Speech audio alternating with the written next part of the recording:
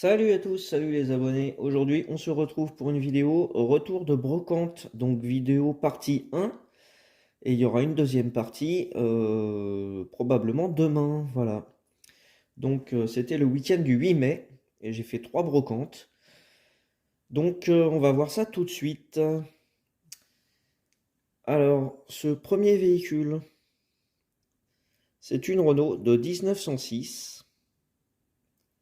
Alors, j'ai pas encore identifié le modèle exact parce que a priori, c'est pas un AG1, donc c'est pas un taxi de la Marne.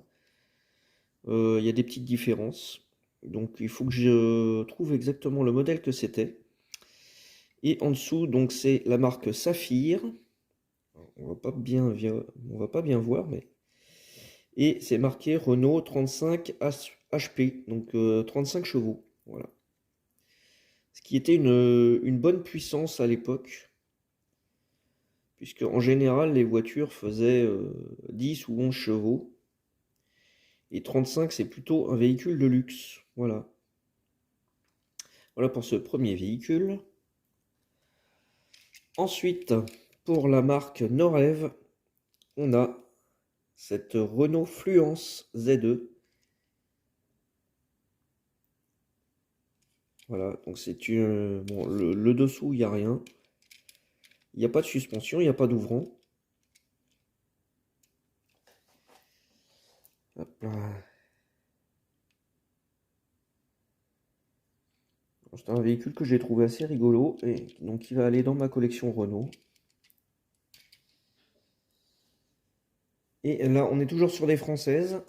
Là, on a une majorette, une jolie 205 cabriolet qui a l'air d'être complète. Alors, malgré le fait que, voilà, là, au niveau de la tâche, il y a un petit défaut.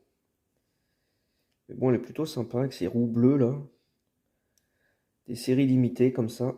Il y en a quelques-unes chez Majorette. Ensuite, on a une 604 classique. Peugeot 604, donc toujours Majorette. Made in France.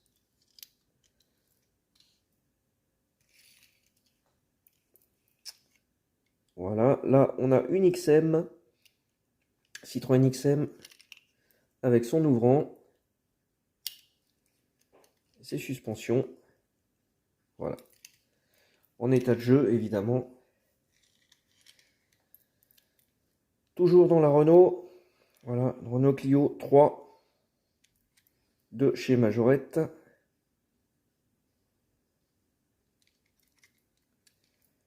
C'est une couleur que je n'avais pas.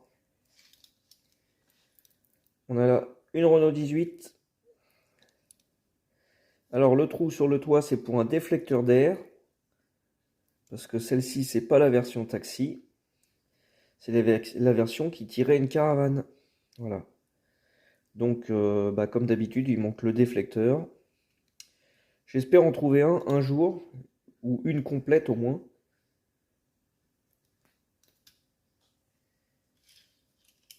On a ensuite cette Twingo. Twingo 1. Voilà, dans une couleur que je n'avais pas. Elle est plutôt sympa. C'est toujours du Majorette. Par contre, c'est pas du Made in France. Ça, c'est du Made in Thaïlande. Toujours Made in Thaïlande. Un Kangoo. Kangoo publicitaire. Voilà, avec ce qui reste de la publicité. Il n'y en a plus grand chose. Mais bon. Il n'y a pas d'ouvrant. Il n'y a pas de suspension. C'est du street car. Un autre Kangoo. Voilà, donc toujours publicitaire, mais ça, beaucoup plus courant, celui-ci. Il a un attache-remorque, il n'a pas d'ouvrant, et il n'a pas de suspension. Et pour terminer avec les françaises, une petite Simca 1100 Ti. Voilà, en état de jeu. avec une couleur qui était sympa, mais bon, il n'en reste plus grand chose. Donc à restaurer. On va continuer avec les voitures étrangères. On a là une Fiat Tipo avec un ouvrant et des suspensions.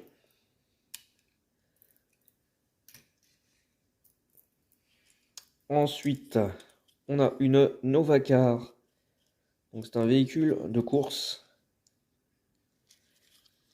Rien n'est précisé sur le modèle. Ça pourrait être, je sais pas, une Porsche ou quelque chose dans ce genre-là. J'ai pas encore cherché le modèle. Alors, on va passer sur les voitures nordiques avec une Saab Turbo 900 en état de jeu. Véhicule très apprécié chez Majorette. Voilà, avec des ouvrants, un attache-remorque, des suspensions. Le standard pour les premiums de l'époque.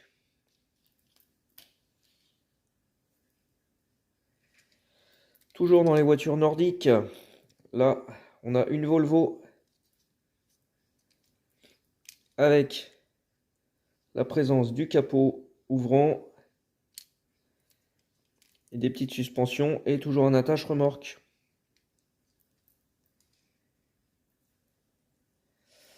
Ensuite, on va redescendre sur l'Allemagne avec cette BMW 325. Voilà, pareil, on a des ouvrants.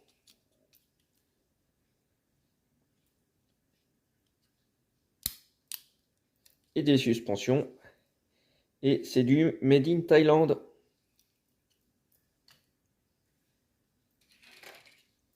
Autre BMW. Alors celle-ci, elle est, je crois, plus récente. Quoique non, ça a l'air d'être les mêmes modèles. Désolé, c'est un peu flou, j'ai du mal avec la mise au point. Donc c'est aussi, a priori, une 325. Qu'est-ce qui est marqué? Non, c'est une M3 celle-ci. Ah oui, j'avais une 4 portes et là j'ai une 2 portes. Enfin 3 portes quoi. Alors on reste en Allemagne avec ce camion pion-prix Mercedes. Voilà, je l'ai pris parce qu'il était à 10 centimes. J'en ai pas spécialement besoin, surtout qu'il n'est pas complet, il n'a pas son échelle. Alors si je passe... Non, c'est pas une échelle, c'est un lanceur d'eau. C'est une lance à eau rotative qu'il y a là-dessus. Alors là, on va passer sur Ford. J'ai retrouvé encore une Ford XR3. Ford Escort. Avec son haillon. Son attache-remorque. J'ai juste un problème là, avec la suspension, il va falloir que je la remette. Donc je pense que c'est tout simplement la barre qui est déplacée. J'espère qu'elle n'est pas cassée. Au pire, j'en ai en rab. Mais bon, il va falloir que j'ouvre la voiture.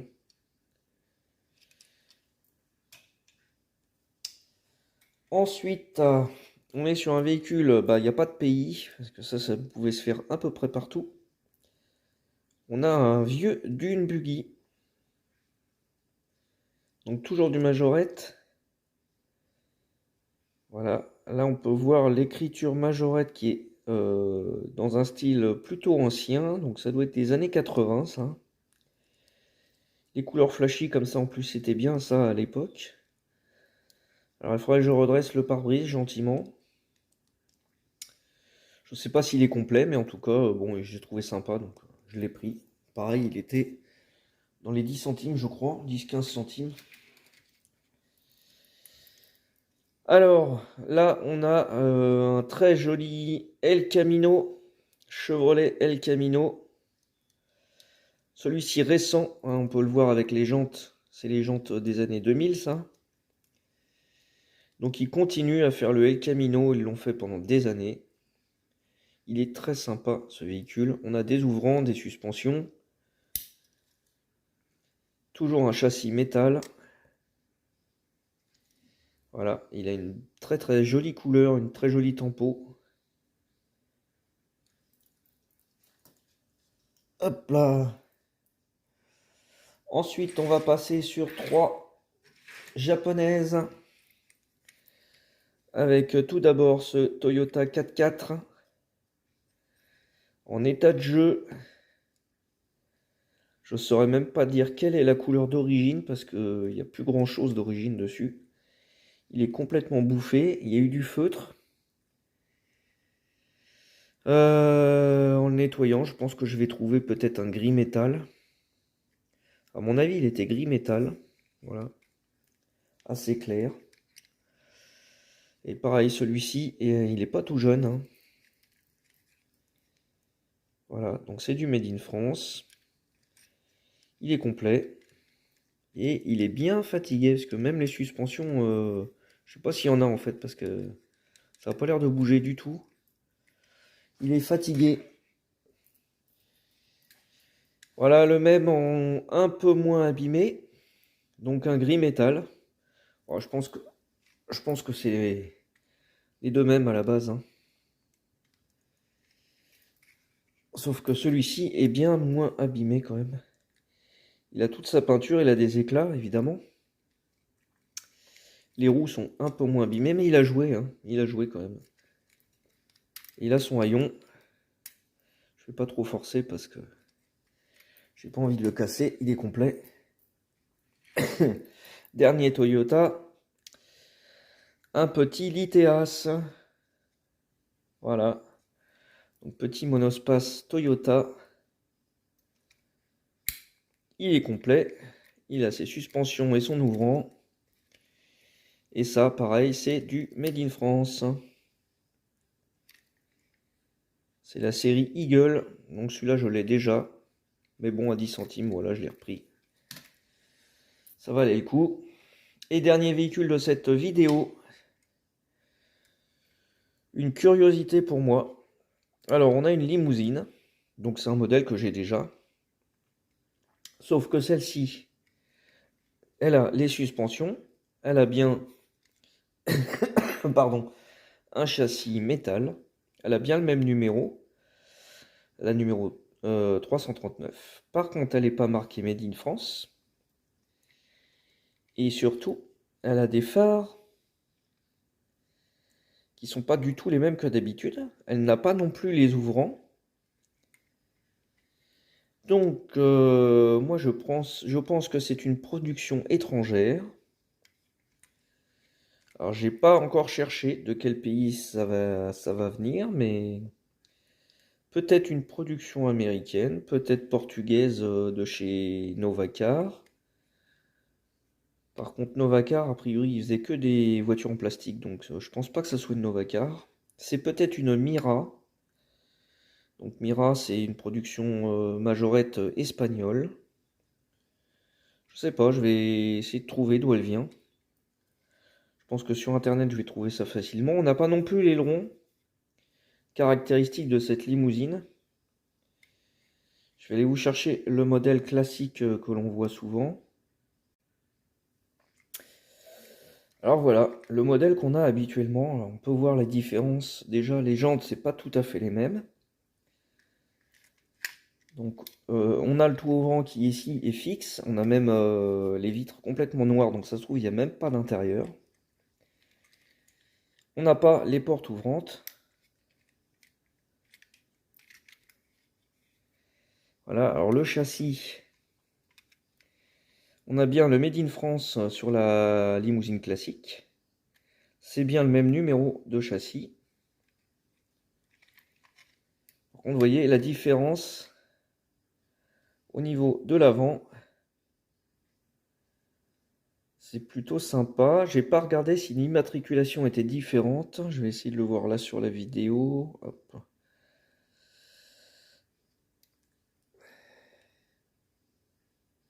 Bon, moi j'arrive pas à le voir sur l'écran. Peut-être que vous allez le voir. En tout cas, ce modèle est plutôt plutôt sympa. Voilà. Donc voilà pour cette première partie de la vidéo. J'espère que ça vous a plu. Sur cette image, je vous dis rendez-vous pour la partie 2. La partie 2, ça sera du gros véhicule. Voilà, voilà. N'hésitez pas à me laisser un commentaire pour me dire ce que vous avez préféré. Et puis, n'hésitez pas à liker, à partager. Et moi, je vous dis à bientôt. Allez, salut les amis!